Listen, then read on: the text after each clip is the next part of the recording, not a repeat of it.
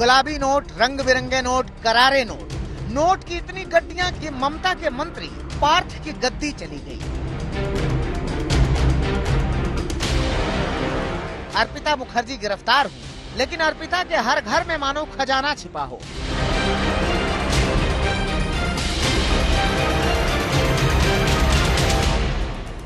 जिसकी दूसरी किश्त भी ईडी के छापे में सामने आई। नोटों का एक और पहाड़ दिखा, इतने बंडल कि गिनने के लिए मशीनें कम पड़ गई। बेडरूम में नोट, बाथरूम में नोट, बेसिन के नीचे नोट, इतने नोट कि ईडी वालों के हलक सूख गए, मानो साक्षात कुबेर घर में विराजमान।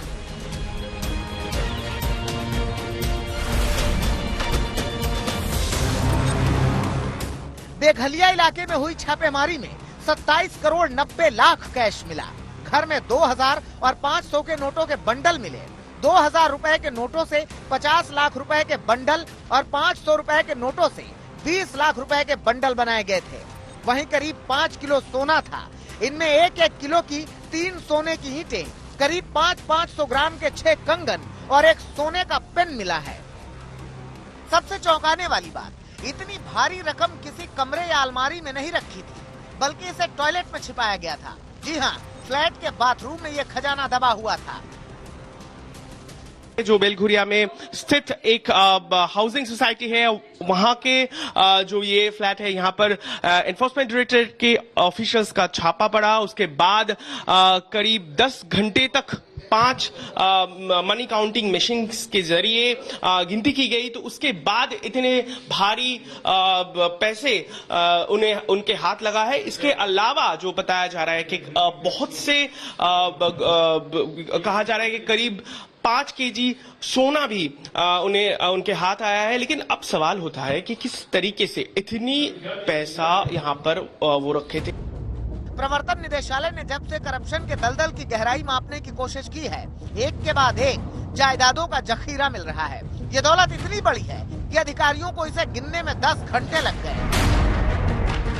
4 मशीनों से इनकी गिनती की गई। 20 बक्से नकदी से भर गए।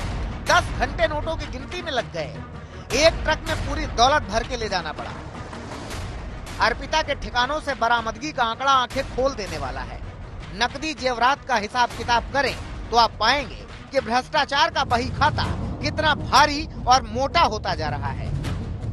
कोलकाता फ्लैट से 21 करोड़ 90 लाख कैश मिले।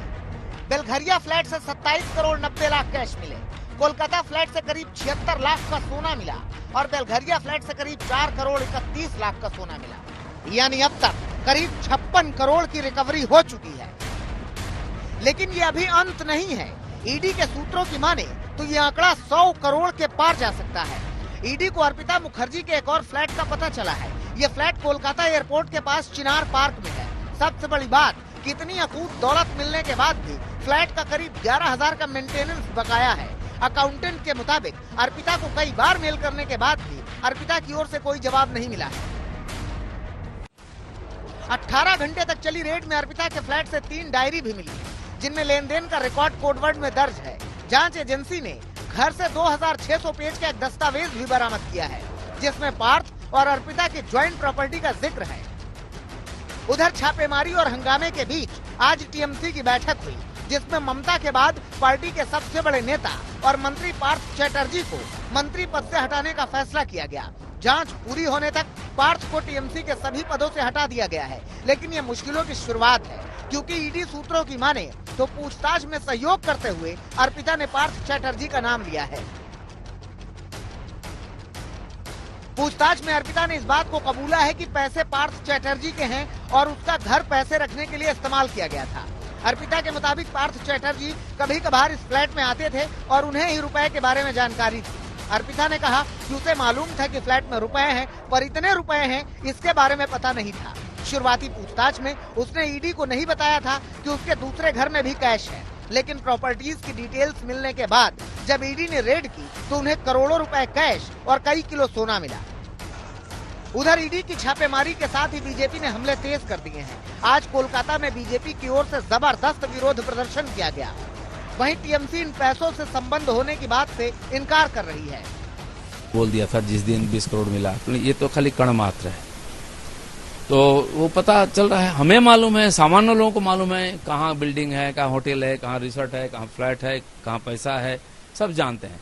हाँ, शायद इनके पास भी एविडेंस था, लेकिन मैन पावर नहीं था। अभी जैसे जैसा आगे बढ़ रहा है इंक्वायरी, सब सामान हाथ आ रहा है। सैकड़ों करोड़ का, हजारों करोड़ का घोटाला हुआ है।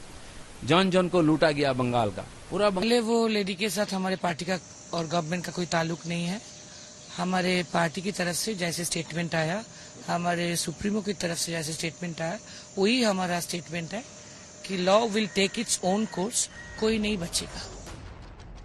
इस अकूत दौलत को देखकर आप भी समझ गए होंगे कि बंगाल में शिक्षा भर्ती घोटाले की जड़ें कितनी गहरी हैं। वहीं अभी ईडी कुछ और खजानों की तलाश में है। सूर्याग्नि रॉय, अनुपम मिश्रा के साथ ऋतिक मंडल, कोलकाता, आज तक।